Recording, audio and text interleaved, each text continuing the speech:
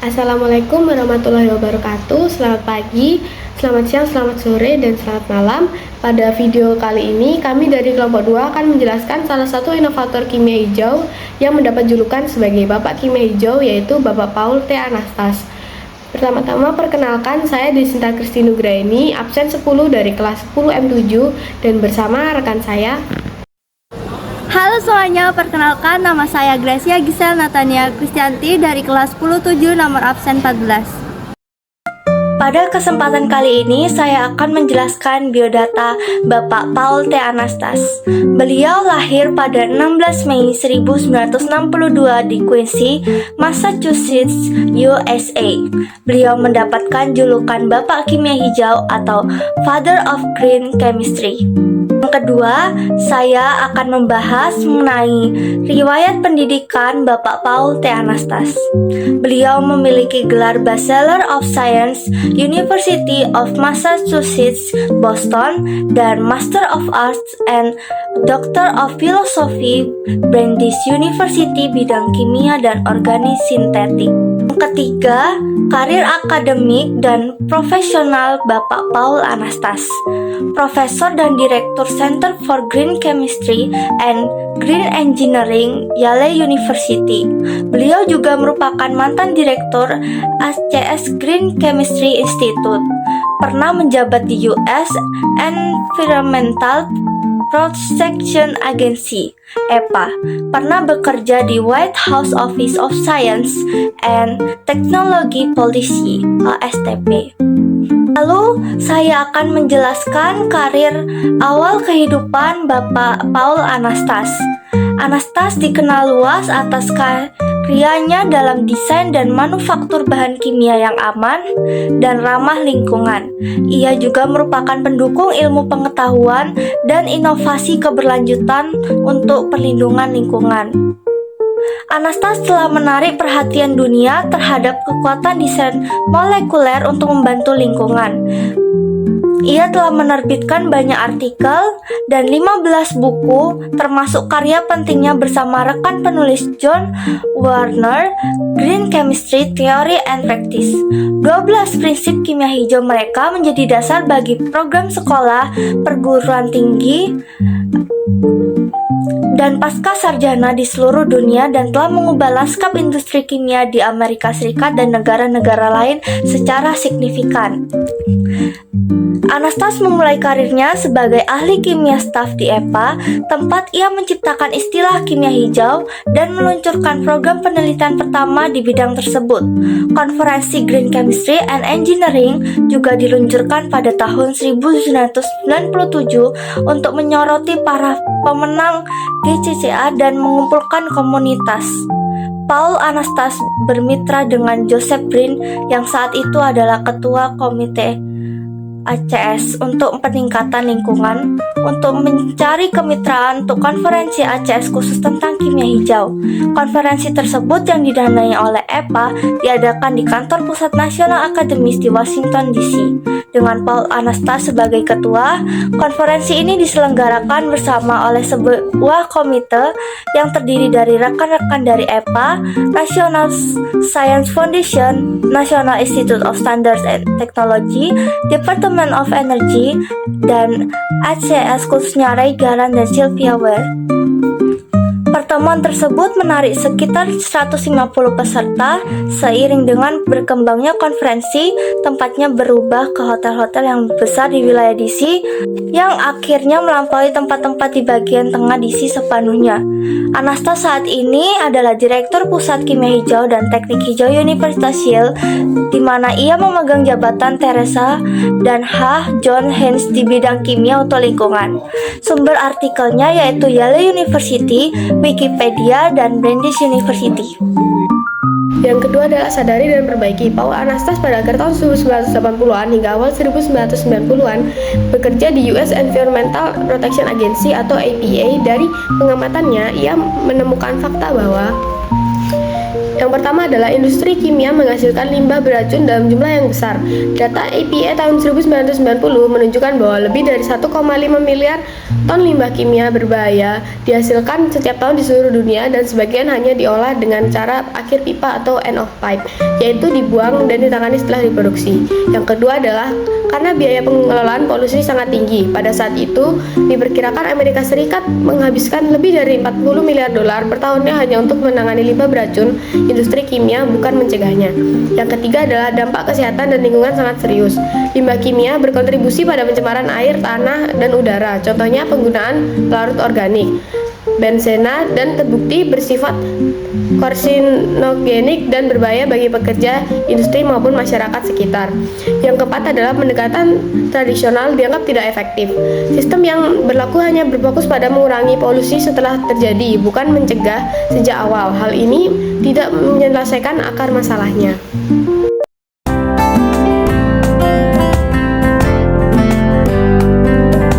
This area of green chemistry is all about how we design the molecules that we use, the materials that we use, in ways that are going to be healthful and sustainable rather than what they have been for the past 200 years, which is depleting, degrading, and toxic.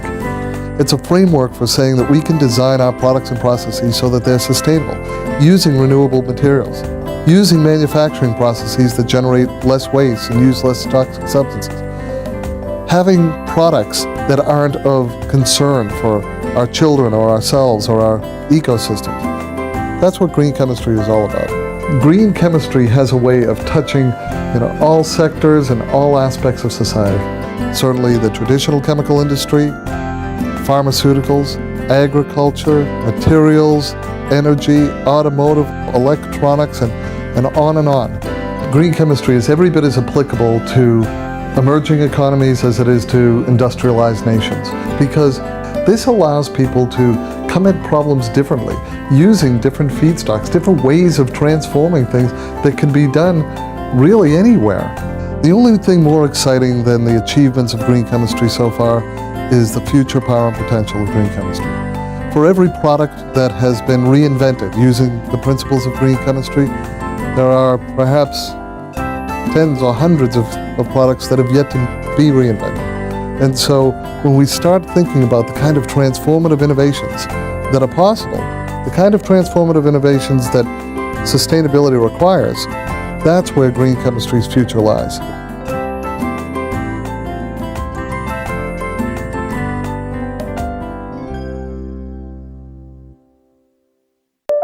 Setelah merumuskan masalah bagaimana menciptakan proses kimia yang aman, efisien, dan ramah lingkungan, ia bersama John Warner melakukan penelitian akhir dan menyusun 12 prinsip kimia hijau tahun 1998 sebagai fungsinya. Uraiannya adalah sebagai berikut.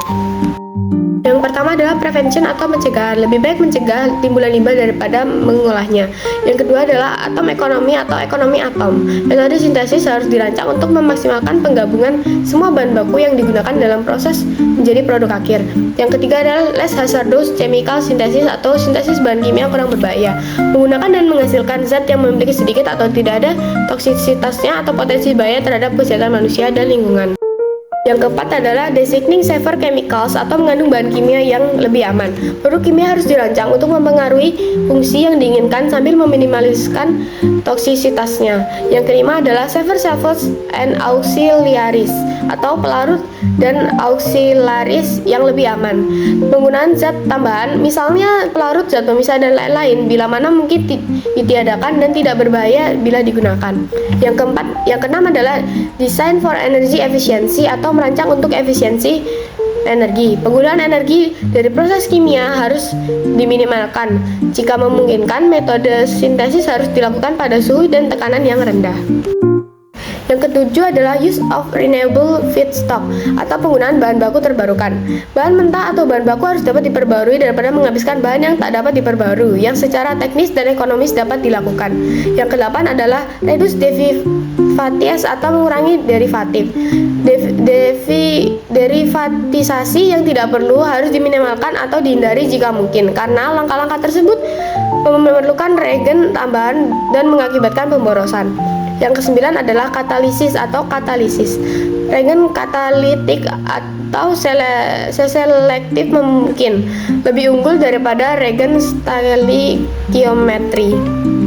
Ke-10 adalah design for degradation atau desain untuk degradasi. Fungsi produk kimia yang akan terurai menjadi produk degradasi yang tidak berbahaya dan tidak persisten di lingkungan. Yang ke-11 adalah real-time analysis for pollution prevention atau analisis real-time untuk mencegah polusi.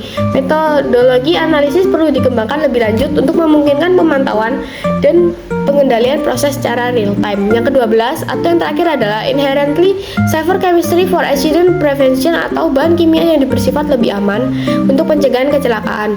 Untuk meminimalkan potensi kecelakaan kimia, termasuk pelepasan ke lingkungan, ledakan, dan kebakaran. Produk yang dihasilkan pun dirancang agar lebih aman, mudah terurai, dan berkelanjutan, sehingga tidak meninggalkan dampak buruk jangka panjang bagi lingkungan. Dari sisi ekonomi, efisiensi bahan dan energi juga membuat biaya produksi lebih rendah, meningkatkan daya saing, dan membuka peluang besar pasar untuk produksi ramah lingkungan. Dengan demikian, 12 prinsip kimia hijau tidak hanya menjadi solusi atau masalah polusi kimia, tetapi juga menjadi fondasi penting bagi penggunaan industri yang aman, efisien, inovatif, dan berkelanjutan. Saat ini saya akan membahas mengenai kegagalan bukan akhir, tapi awal menuju kesuksesan. Yang pertama, jenis eksperimen atau proyek yang dikerjakan oleh Paul Anastas. Yang kedua, hasil eksperimen. Yang ketiga, proses jatuh bangun dan tantangan. Jenis eksperimen atau proyek yang dikerjakan oleh Paul Anastas adalah pengembangan dan penerapan prinsip green chemistry. Paul Anastas bersama John C. Warner merumuskan 12 prinsip green chemistry, fondasi kerangka desain yang mendorong pengurangan penggunaan bahan berbahaya, penggunaan katalis, penggunaan pelarut aman, dan prinsip lain dalam produksi kimia yang lebih berkelanjutan. Kemudian kajian dan koordinasi riset pemanfaatan CO2. Anastas adalah bagian dari tim internasional yang menerbitkan artikel The CO2 Tree, The Potential for Carbon Dioxide Utilization Pathways di ACS Sustainable Chemistry and Engineering. Penerapan metrik hijau dalam produk farmasi dan kimia halus. Walaupun tidak secara eksplisit mengeksplorasi PMI, proses mass intensity, dalam sumber yang ditemukan, bidang green chemistry yang dipelopori oleh Anastas umumnya menggunakan metrik. Kemudian hasil eksperimen, pemanfaatan CO2 menjadi berbagai produk. The CO2 Tree menyediakan berbagai jalur, mulai dari produk di laboratorium hingga yang berpotensi diadaptasi skala pilot atau komersial seperti polimer, monomer, karbonat, bahan kimia industri. Adopsi global prinsip green chemistry. 12 prinsip green chemistry diterapkan luas di riset, pendidikan, dan industri untuk menghasilkan produk dengan performa setara atau lebih baik, namun memberi dampak lingkungan yang lebih rendah. Pada kesempatan kali ini saya akan membahas mengenai proses jatuh bangun dan tantangan yang dilalui oleh Bapak Paul T. Anastas. Pertama, skala dan ekonomi. Banyak jalur pemanfaatan CO2 yang ideal di laboratorium belum ekonomis diimplementasikan skala besar karena kendala efisiensi energi, kebutuhan katalis khusus, dan kompleksitas pemurnian. Kemudian yang kedua, adopsi industri dan kebijakan. Perubahan ke proses hijau membutuhkan investasi besar, dukungan regulasi, dan insentif transisi tersebut seringkali lambat meski bukti teknis sudah ada. Sumber artikel dari Wikipedia, dari artikel The CO2 Tree, kemudian dari grafik di atas. Yang pertama, sumbu X horizontal menunjukkan periode waktu tahun 1990, 2000, 2010, dan 2020. Sumbu Y vertikal menunjukkan jumlah limbah industri. Indeks dengan tahun 1990 sebagai dasar sama dengan 100. Yang ketiga, garis biru tanpa kimia hijau menggambarkan kondisi industri jika tidak ada penerapan prinsip kimia hijau. Yang keempat, garis oranye dengan kimia hijau menggambarkan dampak penerapan prinsip kimia hijau. Dampak perubahan dari Paul Anastas ada 3. Yang pertama adalah dampaknya bagi lingkungan, yang kedua adalah dampaknya bagi masyarakat, yang ketiga adalah dampaknya bagi ilmu pengetahuan yang lain. Yang pertama adalah dampak terhadap lingkungan. Mengurangi polusi dan limbah berbahaya, Anastas bersama John Warner memperkenalkan 12 prinsip kimia hijau yang menekankan desain proses kimia untuk meminimalkan atau bahkan menghilangkan penggunaan dan produksi zat berbahaya serta menghindari limbah sejak awal.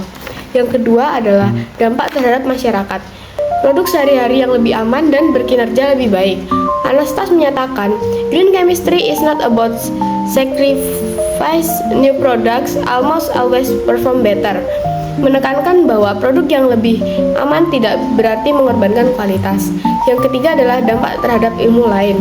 Sains lingkungan dan epidemiologi. Anastas sendiri berfasilitas di berbagai departemen di Yale, termasuk epidemiologi dan environmental health science yang menunjukkan keterkaitan dan dampak lintas disiplin.